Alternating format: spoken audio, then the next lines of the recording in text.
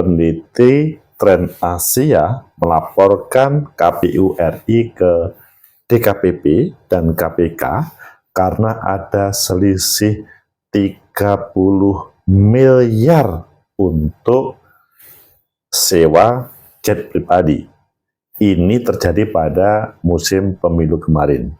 Apakah ini hanya mencari sensasi terkait dengan di KPU karena ada sesuatu yang lain, atau ini yang sebenarnya sehingga harus diproses yang serius di DKPP ataupun KPK, atau ya ini karena ada isu-isu yang harus dilemparkan kepada KPU.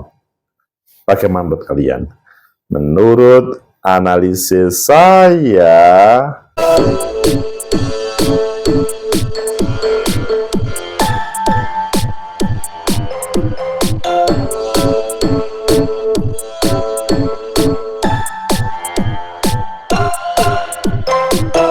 Assalamualaikum warahmatullahi wabarakatuh. Salam sejahtera untuk kita semua. Pecinta masa depan negeri, tegakkan kebenaran, lawan ketidakadilan. Sukses pemilu bukan berarti semuanya sudah selesai. Hal ini sebagaimana yang terjadi di KPU RI pada hari-hari ini, sesudah Presiden dilantik, anggota DPR RI dilantik, dan seluruh tahapan terselesaikan, tiba-tiba muncul laporan dari sebuah lembaga yang namanya Trend Asia melaporkan kepada DKPP dan KPK terkait dengan penyalahgunaan. Maksudnya, praduga penyalahgunaan yang dilakukan oleh KPU RI terkait dengan keuangan negara. Jumlahnya tidak main-main, 30 miliar. Itu hanya untuk sewa jet. Apakah ini serius? Sepertinya kalau saya kok serius kah? Sepertinya tidak percaya. Tetapi ini Trend Asia berani melaporkan. Kalau berani melaporkan itu berani menanggung resiko terkait dengan pencemaran nama baik dan lain sebagainya. Ayo kita baca di beberapa media. Selanjutnya nanti kita kupas dan solusinya bagaimana. Apakah ini sebuah permainan elit tingkat tinggi, atau ya sebatas orang yang pengen mencari popularitas, atau memang ini yang sebenarnya. Pertama kita baca di Detik, judulnya pelapor duga ada selisih 30 miliar anggaran sewa privat jet KPU. Ini kan kalau pada waktu musim pemilu kemarin sempat rame karena tema sewa jet pribadi. Waktu itu KPU RI disinyalir ada hubungan atau main mata dengan seseorang atau lainnya. Pokoknya ini sangat sensitif dan ini sekarang dilaporkan. Itu yang di 30 miliar. Kemudian kalau kita melihat di Metro TV, ada selisih 30 M biaya sewa jet pribadi KPU RI dipertanyakan. Di ketiga kita baca di media Indonesia, ada selisih 30 miliar harga sewa privat jet KPU RI dipertanyakan. Kalian pilih yang mana? Oke, kita jarang-jarang media Indonesia, kita baca yang media Indonesia. Ada selisih 30 miliar harga sewa privat jet KPU RI dipertanyakan. Koalisi Masyarakat Sipil yang terdiri Transparansi Internasional Indonesia, Temis Indonesia, dan Trend Asia mengadukan Komisioner dan Sekretaris Jenderal Komisi Pemilihan Umum KPU RI ke Dewan Kehormatan Penyelenggara Pemilu DKPP terkait penyewaan pesawat jet pribadi yang dinilai melanggar kode etik. Jadi sebetulnya 3 ya yang melaporkan, bukan 1. Peneliti Trend Asia Zaki Amali mengungkap, berdasarkan hasil cost appraisal yang dilakukan pihaknya, penyewaan private jet seharusnya tidak mencapai 40 miliar, sebagaimana klaim KPU RI. Ia menjelaskan hitungan itu merupakan estimasi untuk biaya sewa dan operasional semua private jet yang digunakan. Sebenarnya cost appraisal yang kami lakukan itu hanya memakan sekitar 15 miliar untuk seluruh rute pemantauan yang mereka lakukan, terutama di kantor DKPP. Menurut Zaki, pihaknya juga sudah memperhitungkan komponen penyewaan private jet lainnya, termasuk ground handling dan keuntungan wajar bagi vendor. Adapun jumlah perhitungan yang dihitung pihaknya adalah 59 perjalanan sekitar 40 daerah. Oh, ini betul-betul waktu pemilu. Sementara di dalam kontraknya itu 60 miliar dan kemudian diklarifikasi oleh KPU menjadi 40 miliar. Meskipun menggunakan data dari KPU, masih terdapat minus sekitar 30 miliar. Nah, inilah yang harus dijawab oleh KPU sendiri dan KPU harus transparan, terutama terhadap pemakaian jet karena selama ini disembunyikan, kata Zaki.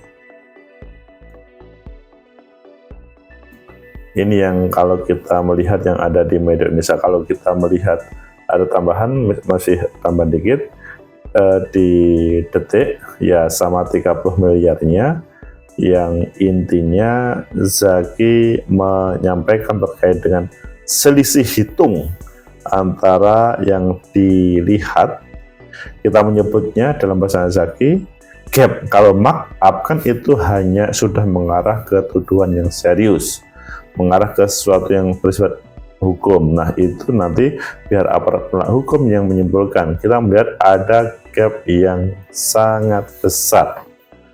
Intinya hanya mengatakan ada selisih, kata bahasa Zaki. Dari biaya operasional 15 miliar menurut perhitungan kami, kemudian anggaran 14 miliar, ada selisih 30 miliar. Ada gap yang kita menyebut gap. Terminal Asia menyebut KPU mengklaim penggunaan private jet untuk 31 atau 32 perjalanan, namun Zaki melihat ada 59 kali perjalanan oleh KPU. Ini terkait dengan jumlah perjalanannya saja berbeda. Kita memantau 59 trip kan. Zaki menilai KPU sebaiknya terbuka terkait anggaran persewaan jet pribadi. Zaki memandang baru kali ini penggunaan private jet dilegalkan menggunakan APBN. Karena sejauh ini yang saya tahu itu baru pertama kali pemerintah menganggarkan untuk penggunaan jet. Berikut hasil taksiran biaya total estimasi mulai dari nomor 1 sampai nomor 5. Yang selanjutnya ada pajaknya, Koalisi Masyarakat Sipil Anti Korupsi dan Transparansi Internasional Indonesia, TI Indonesia, Times Indonesia, dan Trans Asia diketahui melaporkan dugaan penyalahgunaan tersebut ke DKPP dan KPK. Ketua DKPP Hedi Lugito sudah menangani pengaduan TI Indonesia, Times Indonesia, dan Trans Asia terkait dugaan tersebut. Kami melakukan sama seperti aduan lainnya, dilakukan verifikasi dahulu apakah bukti syarat formal atau materialnya yang diajukan pengadu sudah lengkap atau belum. Sementara itu KPU RI Muhammad Afifuddin mengatakan alasan penggunaan private jet untuk mempercepat proses pendistribusian logistik pemilu. Pecinta masyarakat negeri, tegakkan kebenaran lawan ketidakadilan. Itulah yang terjadi dengan bahasanya Trans Asia, Transparansi Internasional, dan pengadu lainnya adalah ingin mengklarifikasi mengapa terjadi selisih 30 miliar. Tapi selanjutnya oleh KPU dikatakan sebagai distribusi industri logistik dan lain sebagainya. Bagaimana menurut kalian? Apakah kalian yakin apa yang disampaikan oleh Trans Asia dan teman-teman terhadap KPK dan DKPP? Atau kalian percaya terhadap apa yang diklarifikasi oleh KPU terkait dengan hal yang sangat sensitif sampai 30 miliar ini? Menurut analisis saya, pertama, bahwa menjadi pejabat publik itu ya harus siap segala-galanya. Pada kesempatan ini tidak ada kata mengeluh, karena semua anggaran yang ada di lembaga publik, taruh di KPU, itu dibiayai oleh negara melalui atau dari pajak-pajak rakyat dan lain sebagainya, sehingga semuanya harus dipertanggungjawabkan. Tidak ada proses anggaran negara tanpa ada pertanggungjawaban, semua harus. Masalahnya sekarang adalah ketika dikatakan selisih 30 miliar, ini sepertinya ada orang yang tidak berespek di KPU atau Sekjen KPU RI terkait 30 miliar tersebut. Tapi pada analisa yang pertama ini adalah tidak usah bingung, tidak usah selanjutnya mengecam terhadap orang-orang yang pelapor. Ini bukti bahwa transparansi itu harus dihadirkan supaya berbagai keuangan negara itu tidak bocor-bocor. Kemudian yang kedua, mungkin kalian akan memilih, akan percaya terhadap pelapor